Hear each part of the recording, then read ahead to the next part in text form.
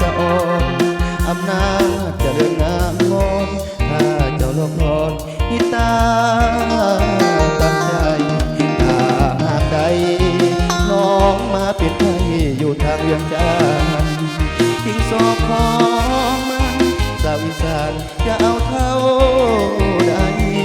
ขอแต่งยึดเหลือแพงจนพวงขาดไม้สาวอุบลบ่ลังเกียจไอ้จะพาผู้ใหญ่ไปขอนวลสาวทั้งเมืองเลยเคยพบกันหันดอกใบมา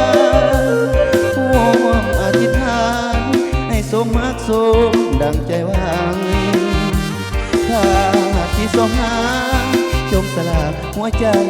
สองข้างผู้บ่าวลาวอย่ารอความหวังผู้สาวอีสานเปิดทางหากอาย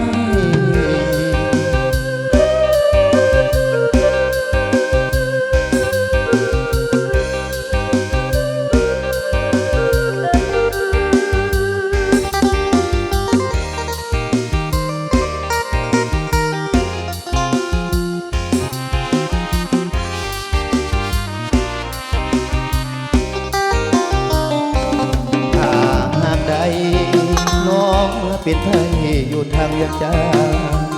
ทิ้งศพของมันสาวอีสานจะเอาเท่า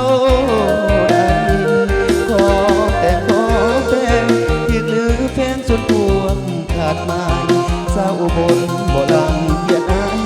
จะพาผู้ใหญ่ไปขอนวลสาวทั้งเมืองเลยเคยพบกันหันดอกใบมาร่วมอธิษฐานให้สมอักสมดังใจหวังถ้าที่สมหาจงสละหัวใจสองทางผู้บ่าวลาวตลอดความพังผู้สาวอีสานเปิดทาง